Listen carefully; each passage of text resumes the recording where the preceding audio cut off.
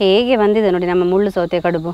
ಈ ಬಾಳೆ ಎಲೆದ್ದೇ ಪರಿಮಳ ಬರ್ತಾ ಉಂಟು, ಹಾಗೆ ಮುಳ್ಳು ಸೌತೆ ಘಮ ಕೂಡ ಬರ್ತಾ ಉಂಟು. ಸುಮಾರು ಸ್ಮೂತಾಗಿ ಚೆನ್ನಾಗಿ ಬಂದಿದೆ. ಈ ಕಟ್ ಮಾಡಬೇಕಾದ್ರೆ ಸಾಫ್ಟ್ ಆಗಿದೆ ನೋಡಿ.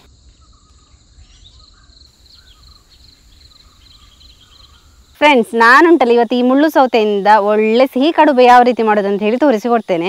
ಚಿಕ್ಕ ಮಕ್ಕಳಿಗಂತೂ ಈ ಕಡುಬು ಅಂತ ಹೇಳಿದ್ರೇ ಇಷ್ಟ. ಅದರಲ್ಲಿ ಕೂಡ ಈ ಸಿಹಿ ಕಡುಬು ಮಾಡಿಕೊಟ್ಟು ತುಂಬಾ ಇಷ್ಟಪಟ್ಟು ತಿಂತಾರೆ. ಯಾವ ರೀತಿ ಮಾಡೋದು ಅಂತ ಹೇಳಿ ಇವತ್ತಿನ ವಿಡಿಯೋದಲ್ಲಿ ತೋರಿಸಿಕೊಡ್ತೇನೆ. ಯಾರಾದರೂ ನಮ್ಮ ಕರಾವಳಿ ಮಿರರ್ ಚಾನಲ್ ಹೊಸಬರು ನೋಡ್ತಾ ಇದ್ದರೆ ಸಬ್ಸ್ಕ್ರೈಬ್ ಮಾಡಿ. ಹಾಗೆಯೇ ಫೇಸ್ಬುಕ್ ಮತ್ತು ಇನ್ಸ್ಟಾಗ್ರಾಮಲ್ಲಿ ಪೇಜ್ ಇದೆ, ಅದನ್ನು ಕೂಡ ಫಾಲೋ ಮಾಡಿ. ವಿಡಿಯೋ ಸ್ಟಾರ್ಟ್ ಮಾಡುವ. ನಾನು Asha Udupa Kateel. Welcome back to Karavali mirror.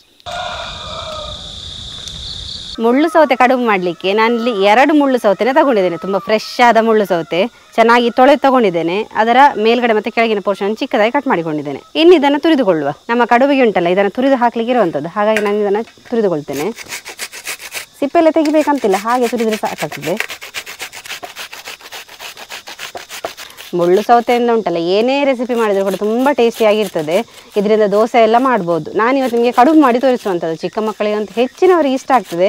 ಯಾಕಂತ ಹೇಳಿದರೆ ಇದು ಸ್ವೀಟ್ ಕಡುಬು, ಬೇಕಾಗ್ತದೆ, ತುಂಬ ಟೈಮ್ ಬೇಕಾಗಿಲ್ಲ. ಒಂದು ಅರ್ಧ ಗಂಟೆ ಒಳಗೆ ಸ್ವೀಟ್ ಕಡುಬು ರೆಡಿ ಆಗ್ತದೆ. ನೋಡಿ, ನಮ್ಮ ತುರಿಮಣೆಯಲ್ಲಿ 2 ಹೋಲ್ ಇದೆ, ಒಂದು ಚಿಕ್ಕ ಹೋಲ್ ಮತ್ತು ದೊಡ್ಡ ಹೋಲ್. ದೊಡ್ಡ ಹೋಲಲ್ಲಿ ನಾವು ತುರಿಬಾರ್ದು, ಚಿಕ್ಕ ಹೋಲಲ್ಲಿ ತುರಿದುಕೊಳ್ಬೇಕು, ಆವಾಗ ನಮಗೆ ಚೆನ್ನಾಗಿರ್ತದೆ. ದೊಡ್ಡ ಹೋಲಲ್ಲಿ ತುರಿದ್ರೆ ಉಂಟಲ್ಲ, ಈ ಕಡುಬು ನಾವು ತಿನ್ನಬೇಕಾದ್ರೆ ಬಾಯಿಗೆ ಹಾಗೆ ಸಿಗ್ತದೆ. ತುಂಬ ದೊಡ್ಡದಾಗಿ ಸಿಕ್ಕಿದ್ರೆ ಉಂಟಲ್ಲ, ಅದು ಒಳ್ಳೆಯದಾಗೋದಿಲ್ಲ. ನಾನು ಚಿಕ್ಕದರಲ್ಲಿ ಹಾಗಾಗಿ ಮಾಡ್ಕೊತಾ ಇದ್ದೇನೆ. 2 ಮೀಡಿಯಮ್ ಸೈಜ್ನ ಮುಳ್ಳು ಸೌತೆಯಲ್ಲಿ ನೋಡಿ ಇಷ್ಟು ಸಿಕ್ಕಿದೆ. ತುರಿದಾಗ ಇಷ್ಟು ಸಾಕಾಗ್ತದೆ ನಮಗೆ. ಈ ಕಡುಬು ಮಾಡಬೇಕಾದ್ರೆ ಈ ಥರ ತುರಿ ಮಾತ್ರ ನಮಗೆ ಬೇಕು. ಹಾಗಾಗಿ ಈ ಥರ ತುರಿಯನ್ನು ಉಂಟಲ್ಲ, ಹೀಗೆ ಫುಲ್ ಹಿಂಡಿಕೊಂಡು ಅದರ ನೀರನ್ನು ತೆಗೆದು ಸಪ್ರೇಟ್ ಮಾಡ್ಕೊತೇನೆ. ಈ ಮುಳ್ಳು ಸೌತೆಯ ತುರಿ ಉಂಟಲ್ಲ, ಅದನ್ನು ಕಡುಬಿನ ಮಿಶ್ರಣ ಮಾಡ್ತೇವೆ ನೋಡಿ, ಅದಕ್ಕೆ ಹಾಕ್ಲಿಕ್ಕೆ ಇರುವಂಥದ್ದು. ಹಾಗೆಯೇ ಈ ನೀರುಂಟಲ್ಲ, ಅದು ನಾವು ಅಕ್ಕಿಯನ್ನು ರುಬ್ಬಿಕೊಳ್ಬೇಕಾದ್ರೆ ನಾವು ನೀರು ಸಪ್ರೇಟ್ ಬೇರೆ ಹಾಕಲಿಕ್ಕಿಲ್ಲ. ಇದೇ ನೀರನ್ನು ಅಕ್ಕಿ ರುಬ್ಬಿಕೊಳ್ಳುವಾಗ ಹಾಕ್ಕೊಳ್ಳಿಕ್ಕಿರೋದು. ಹಾಗಾಗಿ ಇದು ತುರಿ ಬೇರೆ ನೀರು ಬೇರೆ ಮಾಡ್ತಾಯಿದ್ದೇನೆ. ನಾನುಂಟಲ್ಲ ಕಡುಬು ಮಾಡಲಿಕ್ಕೆ ಬೇಕಾಗಿ 2 ತುಂಡು ಅಚ್ಚು ಬೆಲ್ಲವನ್ನು ತಗೊಂಡಿದ್ದೇನೆ. ಇಷ್ಟು ಬೇಕಾಗಿಲ್ಲ, ನಾನು ಅಕ್ಕಿ ತಗೊಂಡಿರುವಂಥದ್ದು 2 ಲೋಟದಷ್ಟು. ಅದಕ್ಕೆ ಸರಿಯಾಗಿ ನಾನಿಲ್ಲಿ 1.5 ತುಂಡಷ್ಟು ಅಚ್ಚು ಬೆಲ್ಲವನ್ನು ಹಾಕಿದರೆ ಸಾಕಾಗ್ತದೆ. ನಾನು ಬೆಲ್ಲವನ್ನು ಈ ಥರ ಬೆರೆಸಿಕೊಳ್ತೇನೆ ನೋಡಿ. ಇದನ್ನು ಬೇಕಾದರೆ ನೀವು ಗುದ್ದಿ ಕೂಡ ಹಾಕ್ಕೋಬಹುದು. ನಾವು ಡೈರೆಕ್ಟಾಗಿ ಮಿಕ್ಸಿಗೆ ಹಾಕುವಾಗ ಉಂಟಲ್ಲ, ಇದನ್ನು ಒಂದು ಗುದ್ದಿ ಹಾಕಬೇಕು ಅಥವಾ ಈ ಥರ ಕೈಯಲ್ಲಿ ಪೆರೆಸಿ ಹಾಕಬೇಕು, ಆವಾಗ ಬೇಗ ಅದು ಸಣ್ಣ ಆಗ್ತದೆ. ನೋಡಿ, ಇಷ್ಟು ಬೆಲ್ಲ ಸಾಕಾಗ್ತದೆ. ನೋಡಿ, ನಾನಿಲ್ಲಿ 2 ಲೋಟ ದೋಸೆ ಅಕ್ಕಿಯನ್ನು 3 ಗಂಟೆಗಳ ಕಾಲ ನೆನೆಸಿಟ್ಟಿದ್ದೇನೆ. ಚೆನ್ನಾಗಿ ನಂದಿದೆ ನೋಡಿ, ತೊಳೆದು ನೆನೆಸಿಟ್ಟಿರುವಂಥದ್ದು. ನೀವು ದೋಸೆ ಅಕ್ಕಿ ಅಥವಾ ಊಟದ ಅಕ್ಕಿ ಯಾವುದನ್ನು ಬೇಕಾದರೂ ತೊಗೋಬೋದು. ಅಕ್ಕಿಯನ್ನು ಇವಾಗ ಮಿಕ್ಸಿಗೆ ಹಾಕೊಳ್ತಿದ್ದೇನೆ. ನೋಡಿ, ನೀರನ್ನೆಲ್ಲ ಬಸಿದು ಹಾಕ್ಕೋಬೇಕು.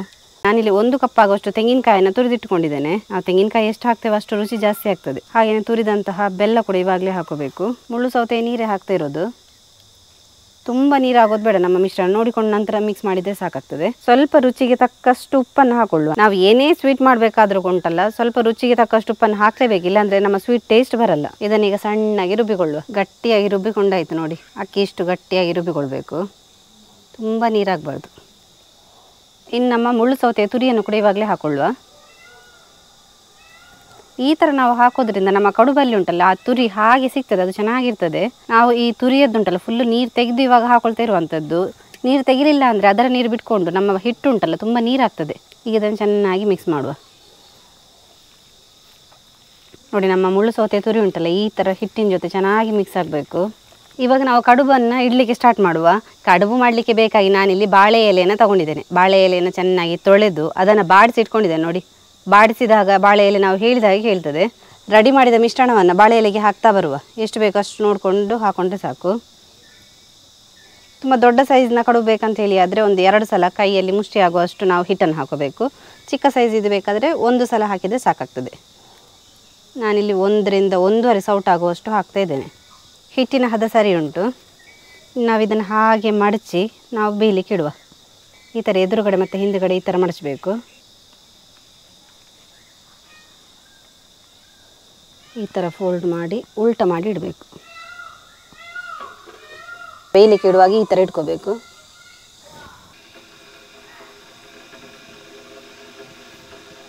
ನಾವು ಬಾಳೆ ಎಲೆಯನ್ನು ಬಾಡಿಸೋದ್ರಿಂದ ನಾವು ಹೇಳಿದಾಗ ಕೇಳ್ತದೆ ನೋಡಿ. ಎಲ್ಲ ಕಡುಬನ್ನು ಬೇಯಲಿಕ್ಕೆ ಇಟ್ಟಾಯಿತು. ಇನ್ನಿದು 20 ರಿಂದ 25 ನಿಮಿಷಗಳ ಕಾಲ ಹಾಗೆ ಬೇಯಲಿ. ಮೀಡಿಯಂ ಫ್ಲೇಮಲ್ಲಿ ಇಟ್ಟರೆ ಸಾಕಾಗ್ತದೆ. ಒಂದು 20 ರಿಂದ 25 ನಿಮಿಷಗಳ ಕಾಲ ಚೆನ್ನಾಗಿ ಬೆಂದಿದೆ. ಇದು ಯಾವ ರೀತಿ ಬೆಂದಿದೆ ಅಂತ ಹೇಳಿ ನೋಡುವ. ನೋಡಿ, ಬಾಳೆ ಎಲೆ ಎಲ್ಲ ಹಸಿರು ಹೋಗಿ ಯೆಲ್ಲೋ ಕಲರ್ ಆಗಿದೆ. ಇದನ್ನ ಈಗ ಒಂದೊಂದೇ ಕೆಳಗೆ ಇಳಿಸುವ. ಹೇಗೆ ಬಂದಿದೆ ನೋಡಿ ನಮ್ಮ ಮುಳ್ಳು ಸೌತೆ ಕಡುಬು. ಈ ಬಾಳೆಯೆಲ್ಲ ಎದ್ದೆ ಪರಿಮಳ ಬರ್ತಾ ಉಂಟು, ಹಾಗೆ ಮುಳ್ಳು ಸೌತೆ ಘಮ ಕೂಡ ಬರ್ತಾ ಉಂಟು. ತುಂಬಾ ಸ್ಮೂತಾಗಿ ಚೆನ್ನಾಗಿ ಬಂದಿದೆ. ಈ ಕಟ್ ಮಾಡಬೇಕಾದ್ರೆ ಸಾಫ್ಟ್ ಆಗಿದೆ ನೋಡಿ. ಇದರ ಒಳಗಡೆ ನಿಮಗೆ ಹಸಿರ ಸೀರು ಕಾಣ್ತಾ ಇದೆ ನೋಡಿ, ಇದು ಮುಳ್ಳು ಸೌತೆಯದ್ದು ತುರಿ. ಸ್ಪಾಂಜಿನ ಥರ ಇದೆ, ತುಂಬ ಸ್ಮೂತಾಗಿ ಚೆನ್ನಾಗಿ ಬಂದಿದೆ. ನೋಡಿದ್ರಲ್ಲ ಫ್ರೆಂಡ್ಸ್, ಮುಳ್ಳು ಸೌತೆಯ ಸಿಹಿ ಕಡುಬು ಯಾವ ರೀತಿ ಬಂದಿದೆ ಅಂತ ಹೇಳಿ. ತುಪ್ಪ ಹಾಕಿ ಇದನ್ನು ಸೇವಿಸಬೇಕು, ತುಂಬಾ ರುಚಿಯಾಗಿರ್ತದೆ. ನೀವು ಕೂಡ ಈ ರೆಸಿಪಿ ಇಷ್ಟ ಆದರೆ ತಪ್ಪದೆ ಮನೆಯಲ್ಲಿ ಟ್ರೈ ಮಾಡಿ. ಹಾಗೆಯೇ ಈ ವಿಡಿಯೋ ಇಷ್ಟ ಆದರೆ ನಿಮ್ಮ ಫ್ರೆಂಡ್ಸಿಗೆ, ರಿಲೇಟಿವ್ಸ್ಗೆಲ್ಲ ಹೆಚ್ಚು ಶೇರ್ ಮಾಡಿ. ಯಾರಾದರೂ ನಮ್ಮ ಕರಾವಳಿ ಮಿರರ್ ಚಾನಲ್ ಹೊಸಬರು ನೋಡ್ತಾ ಇದ್ದರೆ ಸಬ್ಸ್ಕ್ರೈಬ್ ಮಾಡೋದನ್ನು ಮಾತ್ರ ಮರಿಬೇಡಿ. ಹೀಗೆ ನಮ್ಮ ಚಾನಲ್ ಸಬ್ಸ್ಕ್ರೈಬ್ ಮಾಡಿ, ಸಪೋರ್ಟ್ ಮಾಡಿ, ಫಾಲೋ ಮಾಡ್ತಾ ಇರಿ. ಹೊಸ ಇಂಟ್ರೆಸ್ಟಿಂಗ್ ವಿಡಿಯೋದೊಂದಿಗೆ ಮುಂದೆ ನಾವು ಸಿಗ್ತಾ ಇರ್ತೇವೆ. Thank you.